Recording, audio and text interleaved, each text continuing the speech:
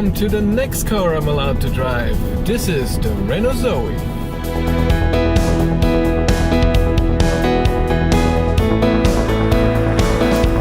This is the ZE40 R90. It has a 41 kilowatt hour battery, has a motor with 92 horsepower. The NEDR range is 403 kilometers. In the real world, in the summer, I would say 280 to 300, depending how you drive it. In the winter, 200 to 240.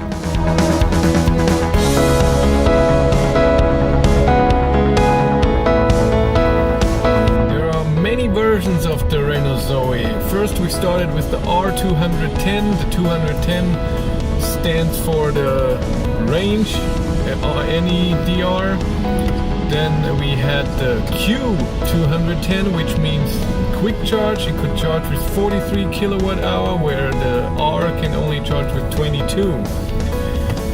Then next was the R240. They improved the motor, it was more efficient, so the range increased. And then came the Renault Zoe's with the 41 kilowatt hour battery. It was the R90, which one I have, which again can charge only with 22 kilowatt. And then there's the Q90 that is currently only available in France and Belgium, and this can charge with 43 kilowatt. There's also an R75, which is a different motor. It only produces 75 horsepower. Top speed on the Zoe is 140 kilometers per hour. Renault says it has a average consumption of 12.7 kilowatt hours per 100 kilometers. You can achieve that, but for this it has to be summer tires, and you have to drive very carefully. Eco mode in this car. It then reduces the power to the motor down to 60%, and your top speed is 96. Also, the heating of the cabin is being reduced.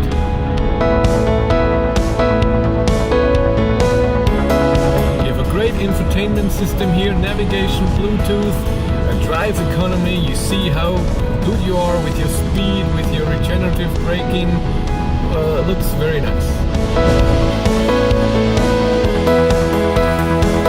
You have a very nice dashboard which shows you, yes, of course, your speed, your range, your average consumption, kilometers, trip, and of course you have cruise control, you have preheating. For preheating, the car has to be plugged in.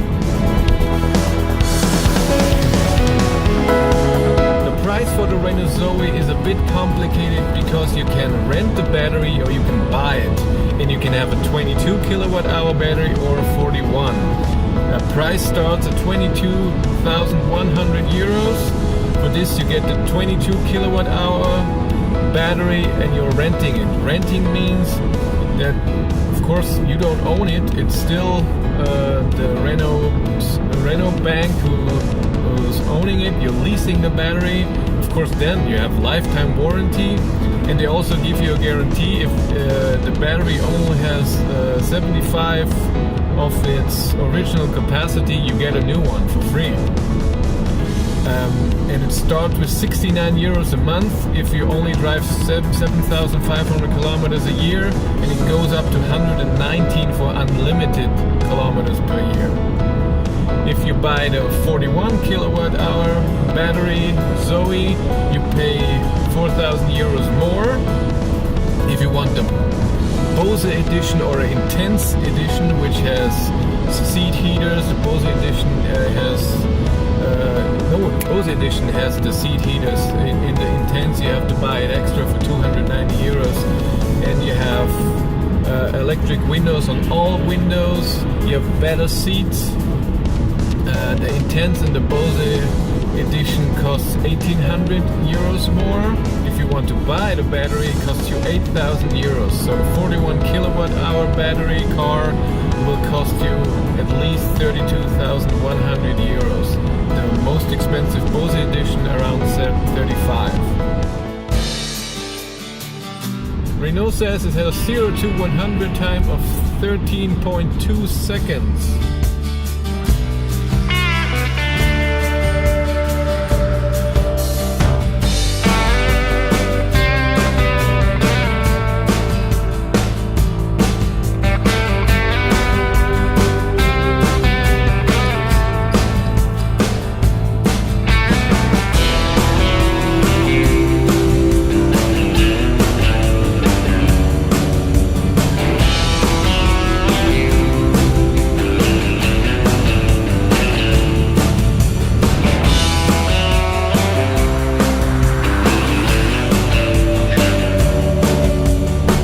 Zoe can be charged at home at your normal outlet with an emergency charging cable, which you have to buy. It's not included in the car for 600 euros, but of course you can get it used for a cheaper price. And you can charge it at home, like I said, 17 hours from 0 to 100%.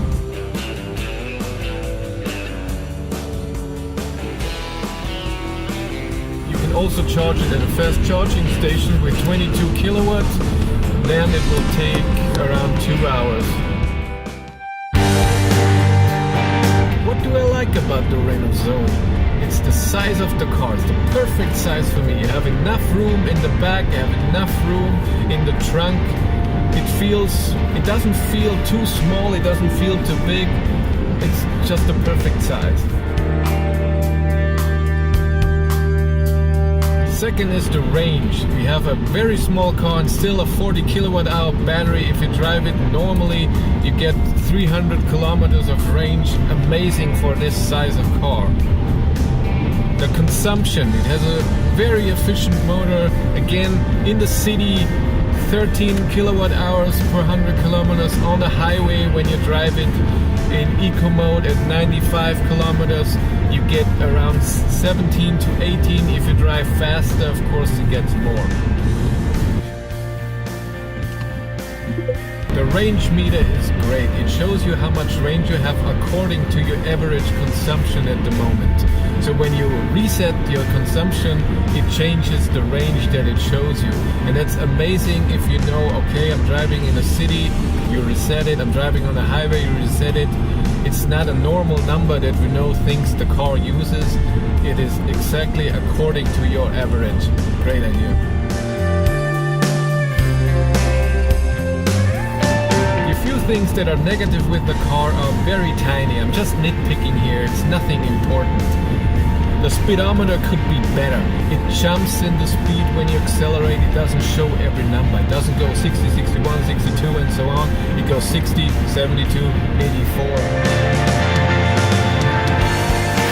The Bluetooth connectivity is a tiny bit annoying. Every time when you turn off the car, when you get out of the car, the Bluetooth disconnects.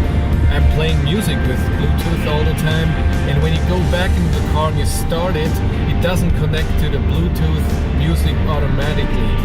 You hear the noise of the radio, so if you have no radio saved and you hear noise with the volume that you were listening to the Bluetooth music, and then you have by hand have to change it to change source, go to Bluetooth, and then it works.